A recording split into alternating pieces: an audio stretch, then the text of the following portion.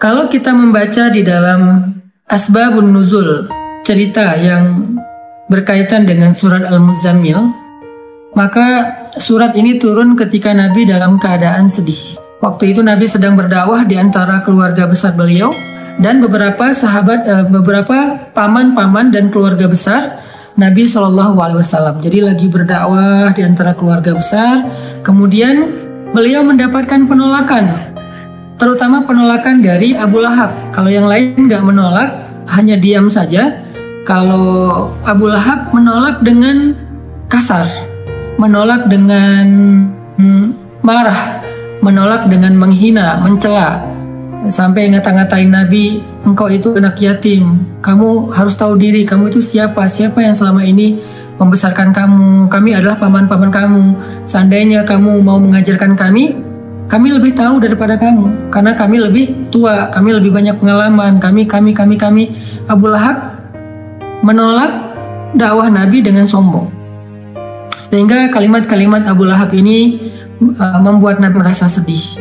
Setelah Nabi berdakwah kepada keluarganya, Nabi juga berdakwah kepada tetangganya, kepada beberapa orang yang beliau kenal, kemudian kepada masyarakatnya yang ada di kota Mekah, dan sebagian besar dari mereka itu menolak Nabi. Bahkan tidak sedikit dari mereka yang menolak Nabi dengan cara-cara yang menyakiti perasaan Nabi. Karena Nabi juga manusia biasa, beliau seorang yang pemaaf, beliau seorang yang lapang dada, tetapi beliau juga punya perasaan. Bukan berarti beliau plain, lempeng, nggak punya rasa gitu, bukan. Beliau juga seorang yang sangat halus perasaannya, walaupun sangat pemaaf. Halus perasaannya walaupun sangat lapang dada. Sehingga kalimat-kalimat yang beliau dengar dari pemuka Quraisy yang durhaka itu menyakiti perasaan Nabi, membuat Nabi sedih. Dan yang lebih lagi menyakiti perasaan Nabi itu bukan karena dikata-katain, tetapi karena justru Nabi kasihan sama mereka. Bisa ngebayangin gimana nasib mereka nanti di akhirat jika mereka menolak dakwah Nabi SAW. Sehingga dalam keadaan yang seharian Nabi lelah berdakwah, keliling ke sana kemari ditolak, ketuk pintu rumah nggak dibukain, datang ke sebuah tempat yang kerumunan orang diusir, Nabi diperlakukan seperti orang yang hina, seperti orang gila, semua menjauh dari Nabi. Sehingga Nabi pulang ke rumah di malam hari setelah seharian capek, dalam keadaan berkeringat, dalam keadaan kotor karena dilempari. Nabi pulang ke rumah, untungnya Nabi memiliki seorang istri yang sangat pengertian, sangat bijak, solehah, yaitu Sayyidah Khadijah. Nabi pulang ke rumah, dibukain pintu rumahnya oleh Sayyidah Khadijah, dan Khadijah paham betul keadaan Nabi, sehingga ketika Nabi sampai di rumah, Khadijah mempersiapkan kebutuhan Nabi, makan malamnya, kemudian Nabi mandi dulu biar seger. Setelah mandi Nabi makan, kemudian setelah itu Nabi bercerita kepada Khadijah, Khadijah hari ini aku keliling tetapi diusir, Khadijah begini, Khadijah begitu. Nabi curhat kepada Khadijah. Khadijah itu tahu betul keluh kesah Nabi dalam perjalanan, dalam perjuangan dakwah yang luar biasa. Khadijah tahu betul perjuangan yang gak mudah, dan Khadijah mencoba untuk menghibur Nabi semampu Khadijah. Jangan sedih, wahai kekasih Allah, sesungguhnya Allah gak akan mengecewakan engkau, dan seterusnya dan seterusnya. Sambil Nabi istirahat, maka Nabi curhat kepada Khadijah.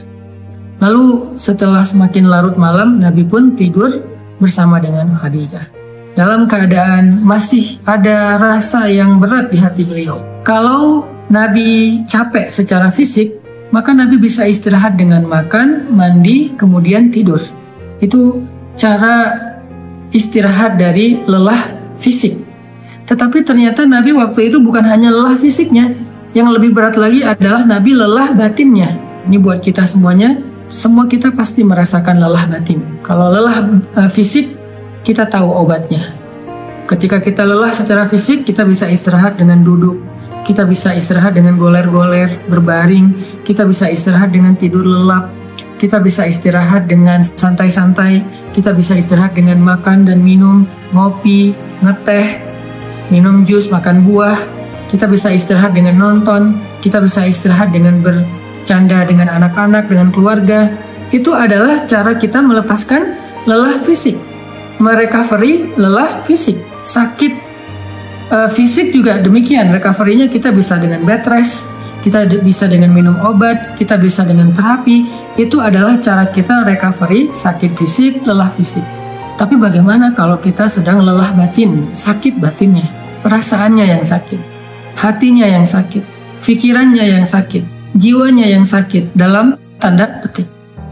Gimana cara kita merecovery semua itu? Gimana cara kita ngobatin batin kita yang sedang terganggu? Gimana cara kita ngobatin hati kita yang terluka? Gimana cara kita ngobatin perasaan kita yang tergores? Ternyata bukan dengan entertain. Cara ngobatin jiwa kita, cara ngobatin hati kita adalah dengan zikrullah, mengingat Allah. Kenapa bisa kayak gitu, Ustadz? Karena jiwa kita itu, roh kita itu asalnya dari langit. Beda sama jasad kita, fisik kita. Jasad atau fisik kita itu asalnya dari bumi. Sehingga ketika dia sakit, maka obat-obatnya ada di bumi. Tapi kalau roh kita, jiwa kita itu ditiupkan oleh Allah asalnya dari langit. Sehingga kalau dia ngerasa sakit, terganggu, maka obatnya ada di langit. Apa obat yang ada di langit? Zikrullah, mengingat Allah. Banyak orang yang salah paham tentang ini. Dia sebetulnya nggak lelah fisik. Kalaupun lelah fisik, nggak terlalu lah. Yang lebih lelah itu sebetulnya jiwa dia. Yang lebih lelah itu sebetulnya hati dia. Yang lebih lelah itu sebetulnya pikiran dia. Yang lebih lelah itu sebetulnya perasaan dia.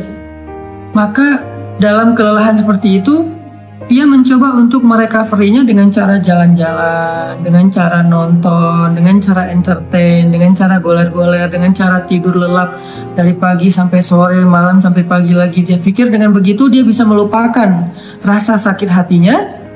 Ternyata setelah dia melakukan itu, lelahnya gak hilang. Beban di hatinya itu gak menjadi ringan. Luka di perasaannya itu gak menjadi sembuh. Kenapa? Karena dia bukan sedang lelah fisik, dia bukan sedang capek secara fisik, dia bukan sedang sakit secara fisik. Dan itulah yang terjadi kepada Nabi SAW. Sehingga ketika Nabi pulang ke rumah, Nabi capek, tapi yang lebih capek lagi perasaan dan hati beliau. Nabi istirahat bersama dengan Khadijah, Khadijah menyiapkan air hangat, Nabi makan bersama dengan Khadijah, Nabi curhat sedikit kepada Khadijah. Setelah itu Nabi tidur. Karena Nabi berharap dengan tidur, beliau bisa merecovery lelahnya beliau. Ternyata Allah tahu, Nabi bukan hanya butuh tidur.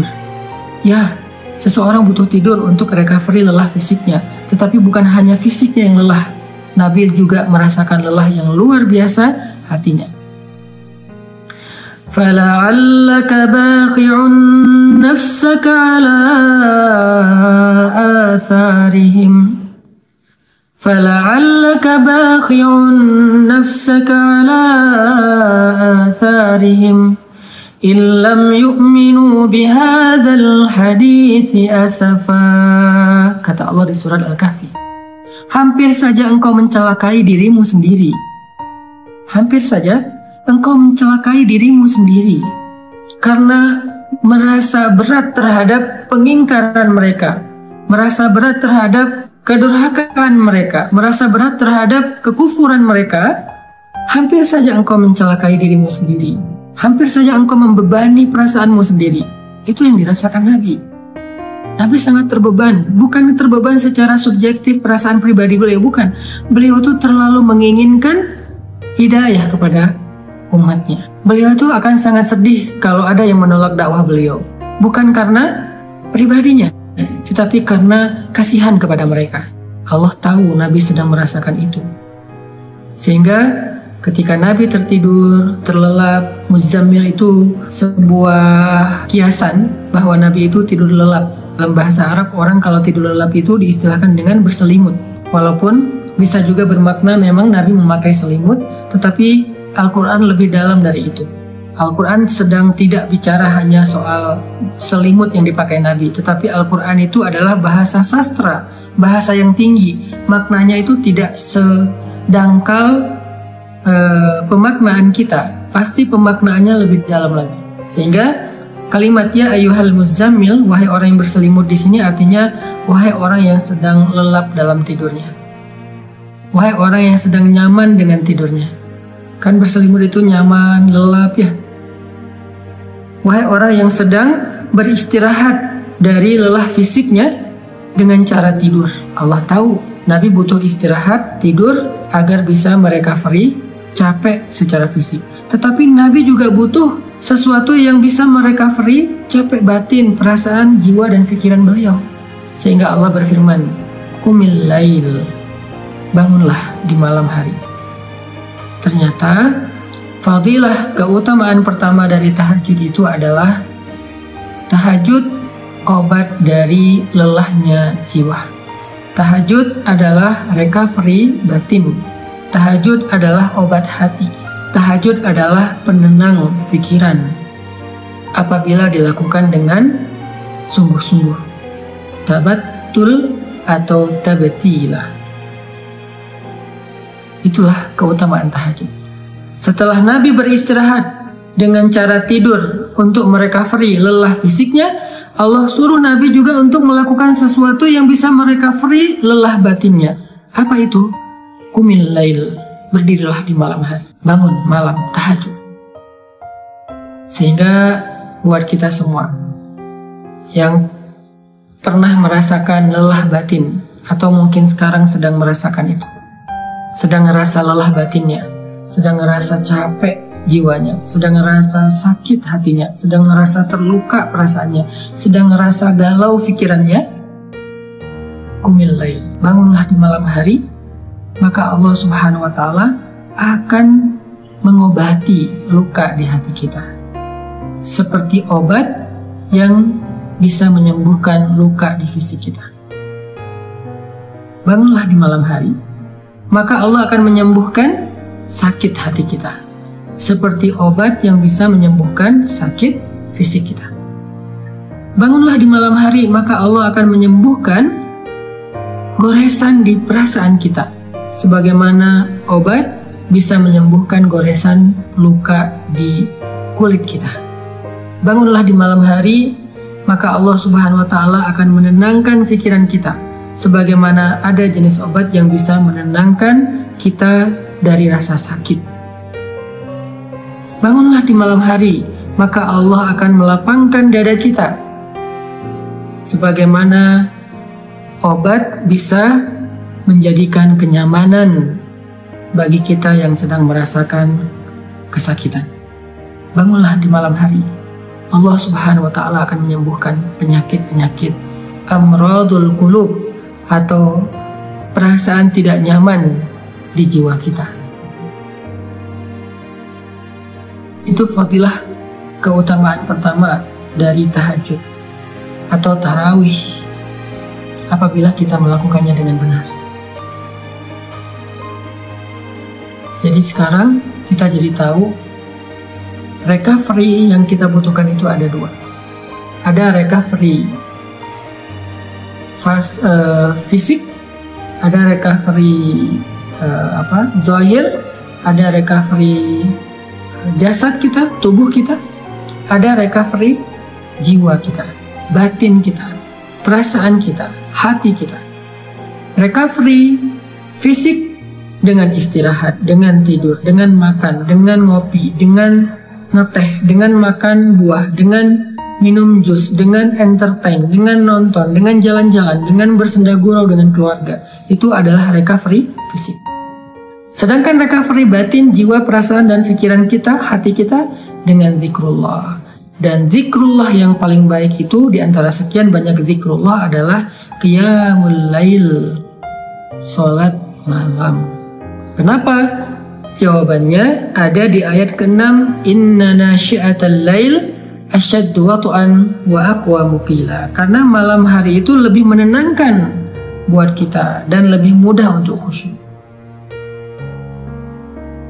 Itu fadilah pertama dari tahajud atau qiyamul lail atau salat tarawih.